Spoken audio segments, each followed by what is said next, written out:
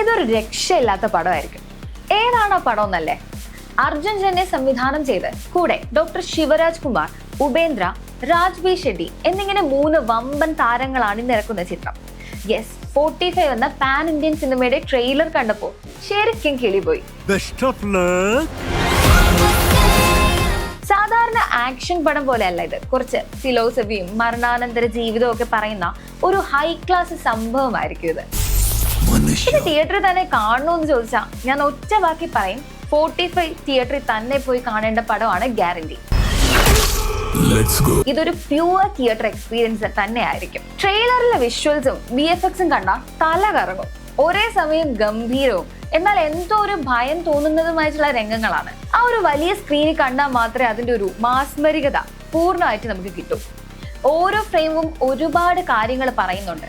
ശിവരാജ് കുമാർ, ഉപേന്ദ്ര, രാജ്ബി ഷെട്ടി ഈ 3 പേരെയും ഒരുമിച്ച് കിട്ടുക എന്നത് തന്നെ വലിയ കാര്യമാണ്.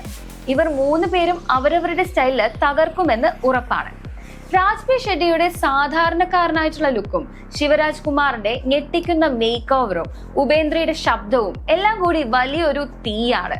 സംഗീതത്തിൽ നിന്ന് സംവിധാനത്തിലേക്ക് വന്ന അർജുൻ ജന്യ വെറുതെ കളിക്കാൻ വന്നതല്ല എന്ന് ട്രെയിലർ കണ്ടാൽ നമുക്ക് മനസ്സിലാവും.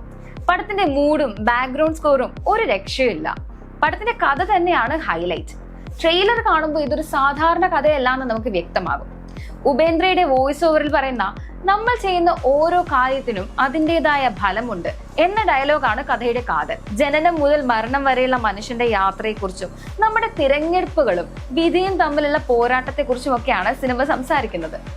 റിപ്പോർട്ടുകൾ അനുസരിച്ച് ഈ സിനിമയ്ക്ക് ഗരുഡ പുരാണവുമായി നല്ല ബന്ധമുണ്ട്. എന്താണ് ഗരുഡ പുരാണം? മരണശേഷം ആത്മാവിന്റെ യാത്ര, സ്വർഗം, നരകം, കർമ്മഫലം എന്നിവയൊക്കെ പറയുന്ന ഒരു പുരാണ ഗ്രന്ഥമാണത്.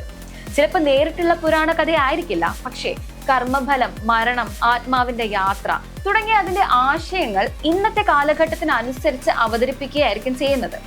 പ്രത്യേകിച്ച് ശിവരാജ് കുമാർ ഒരു നൃത്ത കലാകാരിയുടെ വേഷത്തിൽ വരുന്ന ആ സീൻ, അത് അർദ്ധനാരീശ്വരന്റെ അല്ലെങ്കിൽ കർമ്മത്തിന്റെ നല്ലതും ചീത്തയുമായ വശങ്ങളെ സൂചിപ്പിക്കുന്നതിന്റെയോ ഒക്കെ പ്രതീകമായിരിക്കാം എന്ന് പലരും പറയുന്നുണ്ട്.